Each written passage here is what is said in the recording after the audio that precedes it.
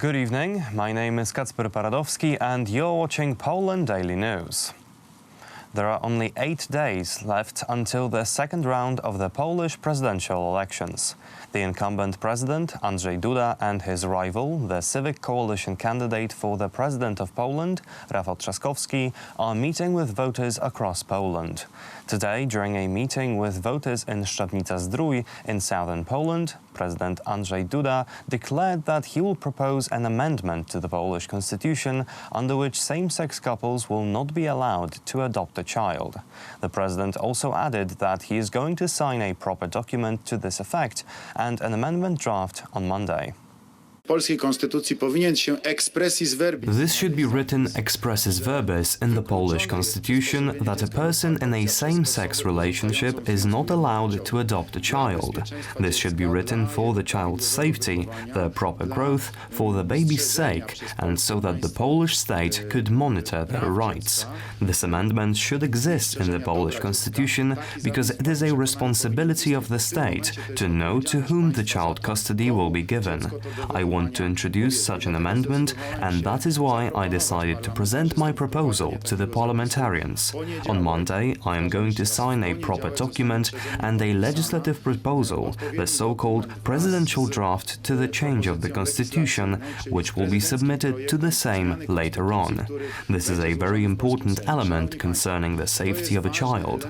This is a very important element which will complete the existing constitutional rights.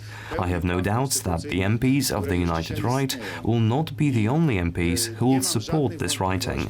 I strongly believe that the MPs of the Confederation Party and the Polish People's Party will support it too. I am sure that a part of the MPs of the Civic Coalition Party will support it as well, because a part of them clearly declared their objection to the adoption of children by same-sex couples. I decided to submit such a document in order to close this topic for good. If this amendment is included in the Polish constitution, then the emotions surrounding this subject will come to an end. It will be clearly stated that it is unacceptable. There will be no further discussions. The fact that this is unacceptable will be stated in the Polish constitution. This will put to an end all political disputes on this matter. In my opinion, the less political disputes there are, the better for us and for the future of the Republic of Poland. At a rally in Kalisz, Rafał Trzaskowski, the candidate of the Civic Coalition for president, also spoke out against the adoption of children by homosexual couples. At the same time, Trzaskowski warned his voters against a possible tightening of the political course by the Law and Justice Party after the presidential elections. Trzaskowski spoke against the incumbent president, saying that, unlike him, he would never pardon a pedophile. What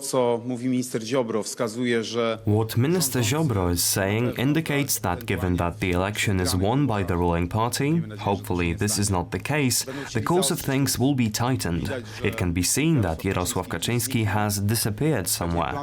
He is probably planning further steps which will be taken against other independent institutions. We expect that he will try to attack local governments, that if they win, those in power will want to limit self-government, that they will want to destroy independent media. Unfortunately, such statements that we hear from Minister Ziobro seem to indicate that our suspicions of a very radical tightening of the course by the Law and Justice Party may find their confirmation in the coming months.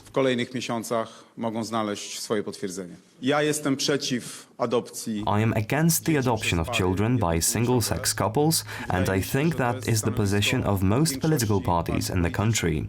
Today, the whole of Poland is talking about pardons. The whole of Poland is appalled by these facts, when in fact we should be talking about the categories of crimes that should be excluded from the pardon. Today, this is the subject that most of us are talking about. Today, those who rule the country are talking about another attack on the media, and we should be dealing with media freedom. As usual, Mr. President is running in the other direction and looking for different subjects to talk about that are not being debated in this presidential race. During the rally in Wałbrzych, Andrzej Duda addressed the voters with an emotional appeal for support. The president added that he has information that there will be attacks on his family as part of the dirty campaign being held against him. You must have noticed that I have been ruthlessly attacked recently. I have also been informed that attacks on my family are coming our way. I ask for your support because this election has to be won in spite of this dark campaign, in spite of all the dirt that they are trying to impose on the Polish society. I am fulfilling the duties of the President of the Republic of Poland responsibly. I am performing this function for the Polish family and for the development of the state. I am performing this function in order to protect our values and our dignity. I am doing it so that Poland can be safe, so that it is a fair state, and so that fundamental rights are respected here.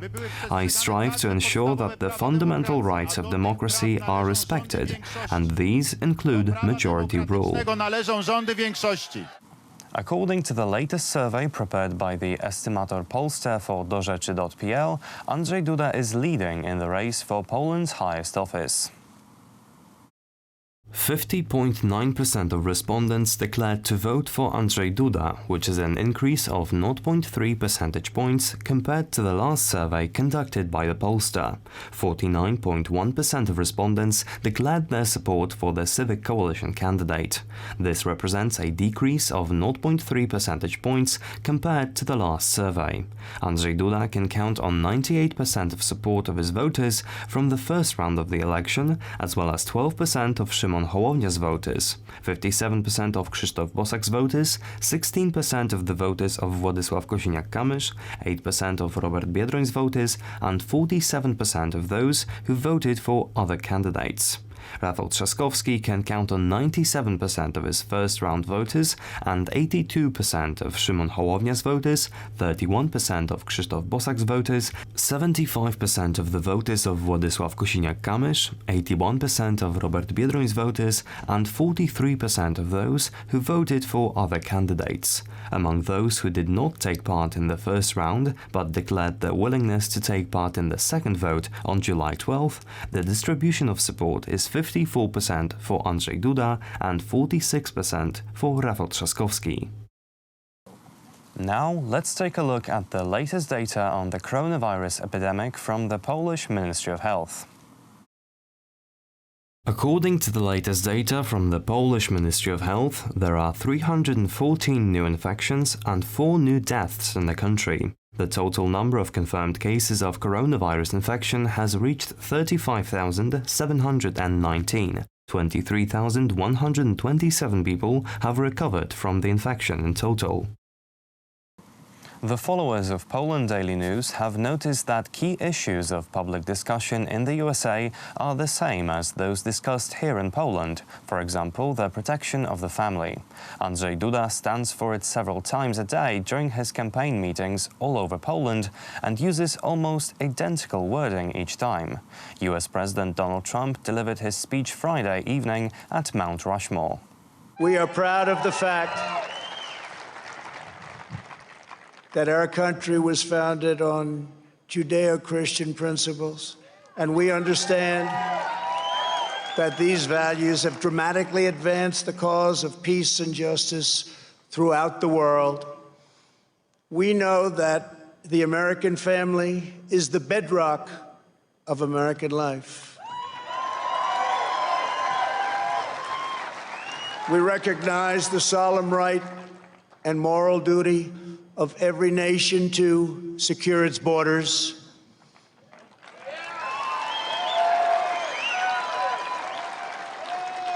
And we are building the wall.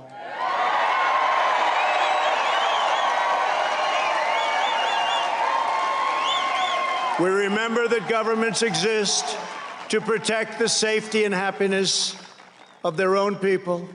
A nation must care for its own citizens first. We must take care of America first. It's time. We believe in equal opportunity, equal justice, and equal treatment for citizens of every race, background, religion, and creed. Every child of every color, born and unborn, is made in the holy image of God. While America celebrates July 4th as a national holiday, Poland also has something to remember on this day, namely a historic victory over Russia when 7,000 Polish and Lithuanian troops achieved decisive victory over an almost 40,000-strong Russian army. 5,500 winged hussars and several hundred auxiliaries were commanded by Stanisław Żółkiewski. Kłuszyn 1610 is one of the archetypal victories of winged hussars, a mounted unit that is unique to Poland. It consisted of a nobleman trained from childhood in all forms of combat art, including hitting a small target at a gallop with a hussar copy. The 6-meter-long copy was longer than a pike and allowed winged hussars to crush infantry units. This was the only piece delivered by the state free of charge. The rest of the equipment, a full-blood horse, armor, guns, and saber, amounted to a small fortune. After the return from a successful campaign, the winged hussar expected glory and a political career. At the time of the battle, Russian forces led by Prince Dmitry Szujski were heading towards their besieged fortress of Smolensk. Stanisław Żółkiewski, who led the Polish-Lithuanian forces, intercepted them at Kłuszyn after the night-long march. Winged hussars charged several times to break the infantry ranks and force the Russians to flee. The Battle of Kłuszyn opened a political opportunity. The Moscow Principate aristocracy elected the son of a Polish king to the throne, and Polish forces seized the Kremlin for 2 years. Unfortunately, the union was not upkept, and both sides have been hostile ever since. That's all for tonight. Thank you for watching. Stay with us for Poland Daily Business. Good night.